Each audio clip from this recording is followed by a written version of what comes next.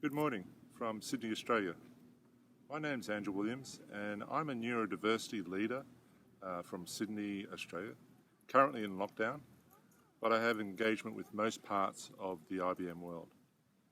And today I'll be discussing how to build a business case for autism/neurodiversity programs within your own business. This short talk is really based on my own experience in driving forth neurodivergent engagement within IBM, the challenges and outcomes that have been achieved. I'll be going through those as well. About 6 years ago, I was introduced to Thorkel Song from Specialistin while he was visiting us in Sydney, Australia. And he lit in me a passion to change the status quo within IBM to not only promote diversity, which we have always championed within IBM, but to drive neurodiversity engagement across the whole of IBM globally. But at that time, I knew very little about autism or neurodiversity, apart from the impact it was having on family and workmates. So I started doing some research and reached out to like-minded associates within IBM. So why would businesses like IBM engage neurodiverse talent? Firstly, I found the unemployment rate among neurodiverse 20-something people was around 40%. So there was a social responsibility out there. But I also found the reason for creating a neurodivergent hiring program was far more tangible and multi-layered. The impact was there on your team, the individual employed, the family, the CEO of your next client, your own boss, all positive impacts. I could not find a single reason why I should not pursue this and make it real. A lot of this information was laid out for me in the Autism at Work publication, which I found very helpful. When I started connecting with local delivery centres in IBM, I also discovered a strong connection between hiring neurodiverse employees and strong retention outcomes, which is always a challenge for delivery centres. All I had to do now was convince the rest of IBM that this was a great business idea. The first step was creating a brand for the program and a wiki within IBM around neurodiversity employment and connecting with the global team members with similar objectives, like Paul Austin, who I discovered in North America. We immediately decided to partner with Specialistin, set up a global services agreement with them and proceed. Before long, we had created a small business case to launch our first pilot in IBM Lansing in Michigan, with key leads Laurie Brickley and Shalini Pawar providing core support. Critical to this was accessing seeding funds from within IBM for this program, enough to engage Specialistin for the pilot.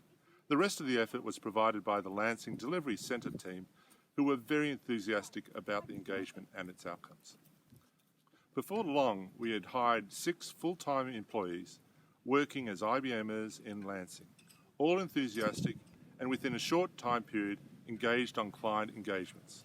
We were up and running. Lansing was key. If it was successful, it would form the basis for a large business case for IBM engaging a global program. And it was. It received positive press, and a short documentary was created to promote the outcome at Think 2019, an IBM conference. Soon after, IBM Australia initiated a similar pilot in Ballarat with another 10 IBMers hired, with the assistance of Belinda Sheehan and Steve Davies. This was self-funded by the Australia-based team, and it was based on the success of Lansing. Brazil also started this time about 3 years ago coming on board, all teaming globally with like-minded leaders within our organisation. So beyond the global plan, IBM currently has neurodiversity deployments in a current of sites, and I'll go through these. Brazil is expanding its hiring based beyond the existing 12 headcount it already has, with more planned in Sao Paulo. Halifax and Markham in Canada, with approximately 4 hires, has planned to hire another 5 in 2020. Ballarat, already with 10, is planning to expand by another 10 resources in 2020, and Lansing is looking to double its headcount in 2020. Argentina is growing. It's going out and continuing to get stakeholder support. Ireland has a planned neurodiversity intern program planned for 2020, and IBM Romania is also growing stakeholder engagement for future hires, running a series of awareness workshops. But beyond these local engagements, we could only take this approach so far. A location-by-location approach is really not sustainable, so we needed the whole of IBM to adopt a neurodiversity business-as-usual approach to work. We needed a strong business case. As an IBM sales lead, I was really comfortable with the concept of selling and building a business case for my clients. So that's what I did here. Now that I had the data points from Lansing in Australia, all I had to do was create a convincing business case with a number of components. 1, outline the current state of neurodiversity in the industry. Focus in on market insights.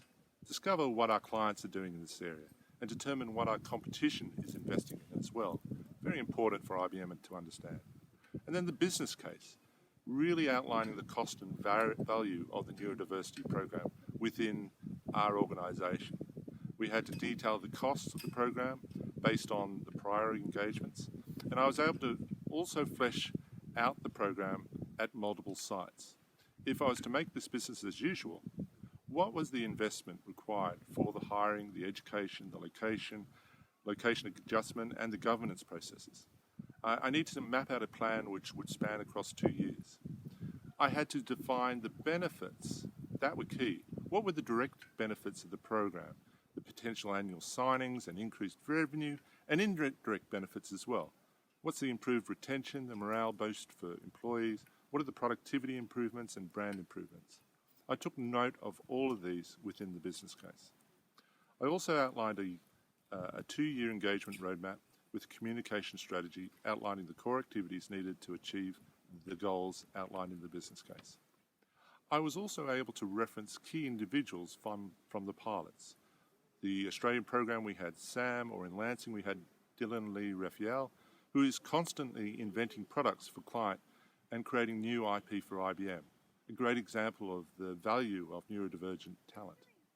So when developing the pilots at a local level, the engagement path was relatively simple. You had to get your manager on board, someone who would always have your back in difficult times. You had to gain some executive sponsorship, someone who will always support this financially. Identify a passionate leader at the site you want to integrate this solution with. And most importantly, engage the human resources and the procurement lead. Now, to get endorsement for a larger program, for the global business case, I could not go small on this. I had to pitch at a senior level within IBM for a multi-site, multi-year approach demonstrating a significant benefit, low-risk approach, and a solid engagement model that had been thought through. In my case, I travelled to IBM Armonk to have a face-to-face discussion with the senior neurodiversity lead within IBM at my own expense. It was that important. With myself in the room and the neurodiversity team on the phone, including Paul Austin, I pitched the business case, which was metric-based and had strong backing. Within 45 minutes I completed, and it was based on the existing pilots and a very firm vision mapping out the engagement levels for the next 2 years. The leader clearly understood our passion and the business perspective of our pitch. After this meeting, we had buy-in. The executive sponsor then engaged our global talent team to make the vision real and deploy, initially in North America and then expanding onto multiple locations. My role now is to provide advice, guidance to the global talent team and executives as they proceed on the larger global neurodiversity sites. It's all very exciting. So, a few tips going forward. Ensure you offer full-time contracts for any new employees as opposed to contract roles. Very important. And once employed, the employees were subject to the same management processes as other employees and are expected to perform at those levels as well. I think that's very normal. Create a list of roles best suited to neurodivergent employees and ensure that there is sufficient support from existing employees and managers and that they've had suitable education. Make sure your business case is centered on the financial cost and benefits of the engagement. I found that within my company, I got the best response based on that approach. So my main recommendation going forward is to visualize a realistic end-to-end roadmap for your company. Find like-minded, passionate individuals and share your vision. Once you have that team around you, everything else becomes much easier. Thank you for your time.